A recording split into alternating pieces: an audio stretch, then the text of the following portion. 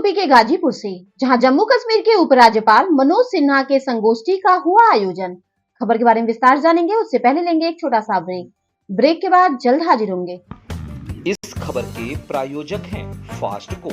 जल्दी हो जाना तो फास्ट को बुलाना। बाइक से लेकर लग्जरी कार सेल्फ ड्राइव पर उपलब्ध। ग्रुप ट्रेवल के लिए लग्जरी बस भी उपलब्ध। सबसे सस्ता एक बार सेवा का मौका अवश्य दें। व्हाट्सएप करें 9044808808।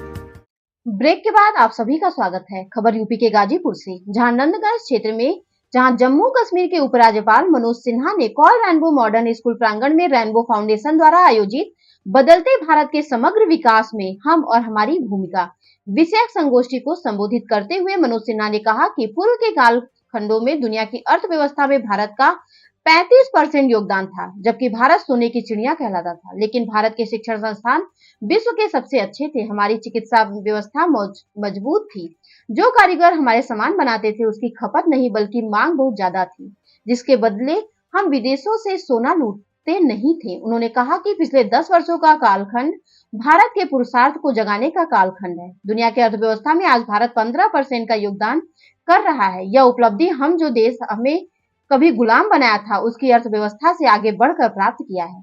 लेकिन इस पर भी हमें संतोष नहीं है। फिर से हम 35% का योगदान दुनिया को दे सके, ऐसे भारत का निर्माण हमें करना है।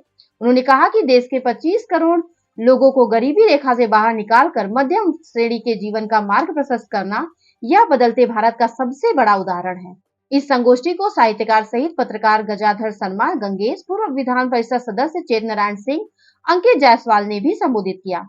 तत्पश्चात गोष्ठी से पूर्व उपराज्यपाल मनोज सिन्हा का राजकिशोर जायसवाल व अरुण जायसवाल ने पुष्प गुच्छ, स्मृति चिन्ह तथा अंग वस्त्र से सम्मानित किया।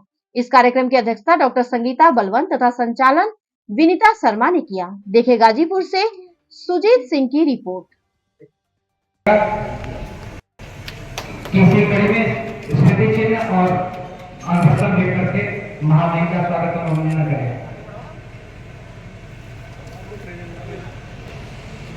अगला वक्ता बुलाओ भी नहीं, तुम स्वागत हो गया। इधर देखिए।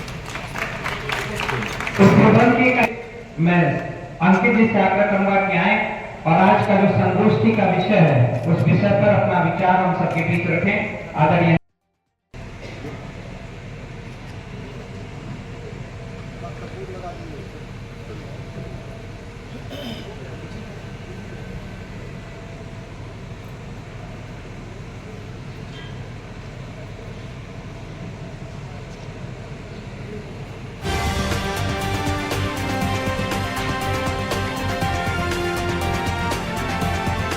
का सामाजिक, आर्थिक, बौद्धिक, भावनात्मक और सांस्कृतिक विकास कैसे सुनिश्चित हो, ये विषय प्राथमिक रूप से ध्यान में आता है।